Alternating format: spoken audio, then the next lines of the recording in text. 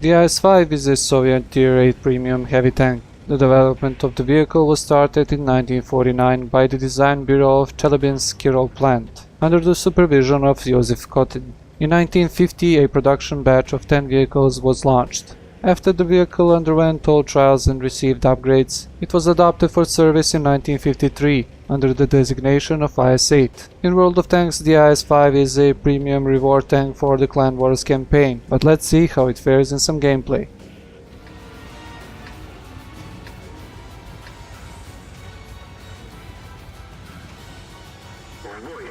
Hello guys, and welcome back to World of Tanks Ace Tanker series.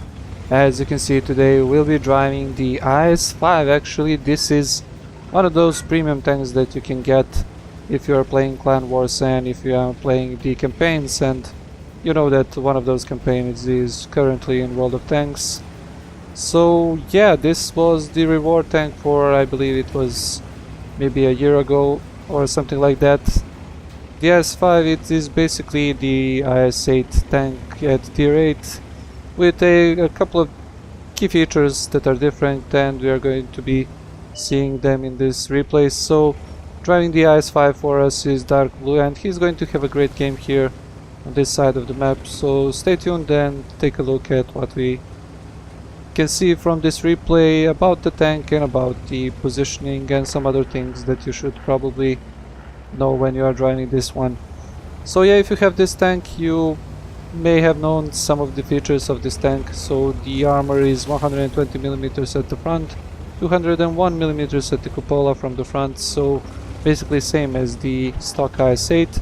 And also you get the gun that is similar to the BL9 tank gun on the IS-3, but the gun is not that great as the gun on the IS-3 because it is quite inaccurate, 0.46, and the reload time is slower than on the BL9, so you get the penetration to 121, which is good, but also you have to be careful when, oh my god, I'm talking about the inaccuracy of the gun, and he hits that comet on the move, and yeah, well, the gun is inaccurate, trust me, but this was a lucky shot, that Russian accuracy.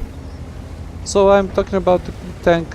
To be fair, I really don't have the tank and I cannot say it how it behaves in some gameplay, but I can say it from this replay that I was quite interested into getting this one if I could, maybe in some other one of the next Clan War campaigns, because it looks like that this tank is pretty great. So there are a couple of things that you should note. I said the gun, I said about the armor. Other things are that the tank is pretty mobile, as you can see here. It gets up to 42 kilometers per hour, and well, that is what I was talking about, the accuracy. He was aiming for the cupola there and wasn't able to hit the small cupola on the Type 59. Now he puts one into the comet, pretty nice shot there into the side of the comet, and he was bouncing a couple of shots from the comet and the IS-3. Now using this ridge line in front of him to avoid the shot from the IS-3, puts one into the lower plate of the IS-3, and he is looking great here. He is in a good position. Looks like that the IS-3 doesn't have the big gun because he just bounced for 250, but there you can see he was aiming for the lower plate and the shell just went into the upper plate. So yeah, from this close range he was able to miss. Now once again, he made a mistake here aiming for the upper plate. He shouldn't have done that, he should have gone for the lower plate on the IS-3. But now the IS-3 gives him the side of his cupola, and this is going to be an easy pen. So the IS-2 cannot penetrate this tank, as you saw there. The IS-3 cannot penetrate. The comet is shooting HE shells, so he doesn't really have to, well, take care about the comet. The only thing that is shooting at him and doing some damage actually is now the comet, and this is the first penetration by the IS-3. So the IS-3 playing really poorly here, not able to hide his lower plate than what he should have done there. And well, yeah, when you get into yourself into these kind of situations, you have to try and do the best that you can to save your tank. Now he puts one into the comet, and now he's fighting against the Type 59. So I was talking about the IS-5. You saw that the IS-5 can handle on its own when fighting against those tanks. To be honest, the IS-3 didn't have the top gun, but well, when you are in a top tier 8 you pretty much can expect a couple of these situations to happen to you, so you are fighting against the tanks that cannot penetrate you, so you are going to be using your armor to the fullest and trying to, well, bounce the shots that are coming your way. Now aiming at the T-25, another great shot here into the T-25, and he is backing up here. I have to say he is playing really nicely here. He has 3 tanks in front of him, so he is doing... How did that one not penetrate? That was aimed almost perfectly. So he is doing the best he can to save his lower plate, because that's that's the weakness on all of the tanks, and when he is able to save his lower plate, he is exposing the cupola, which I said has 201mm of armor, so it's probably the best thing that you can expose on this tank, and well, try and mitigate damage that way. And he got shot by the GV Tiger P. Now this could be a problem because he is not in the RT cover. Puts one into the T-25, bounces the shot from the Type 59, and now he is going hunting for the Type 59. So the Type 59 is, if he is not using premium shells, and it looks like he is not, has only, I believe, 175mm of penetration, which is not very good when fighting against the IS-5, or should I say the IS-8. And well, he cannot really penetrate if he is not aiming at the weak spots, and that type wasn't really aiming at the weak spots. Now, as you can see, he was, I dare to say, he was alone on this side. He had some help.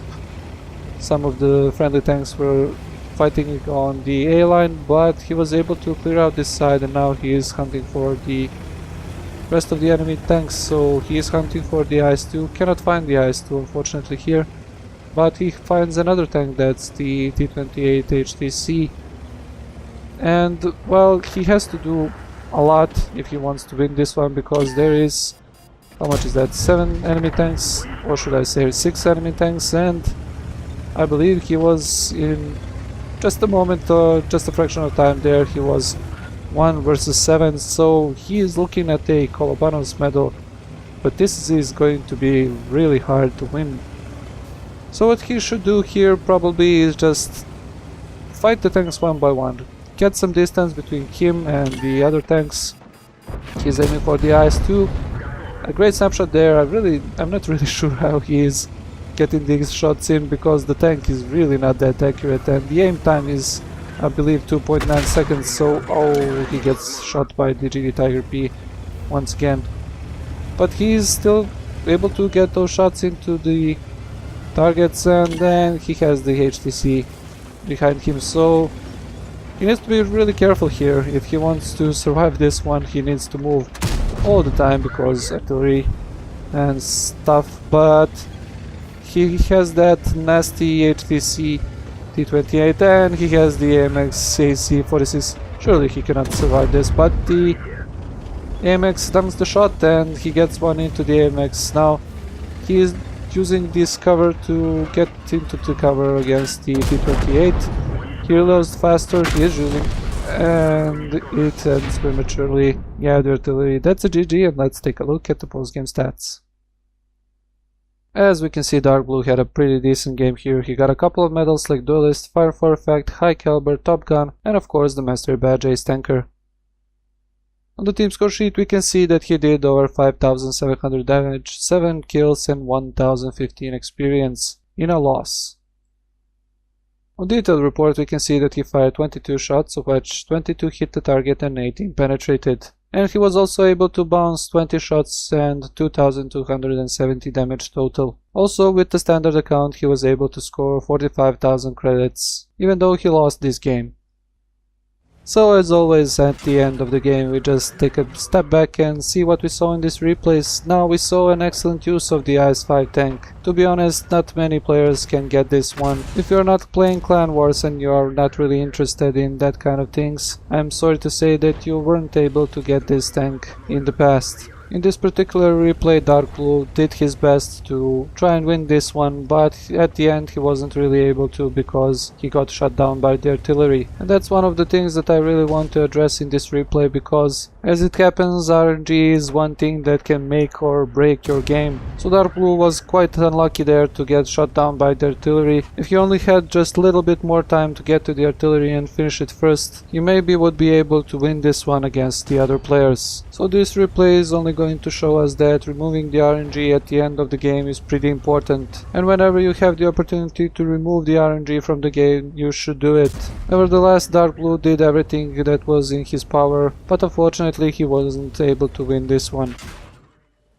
As always guys, if you liked the video you can leave a like, if you didn't like the video you can leave a dislike, and leave a comment what you think about the RNG in this game or in any other games. And if you don't know what to watch next, you can watch the previous video with the AMX CLC. Actually it is a pretty nice demonstration of the tank and the abilities of the small tank. And when you are done doing all that stuff, you can subscribe to the channel if you haven't done that already. Hope you guys like this one, and I'll see you in the next one.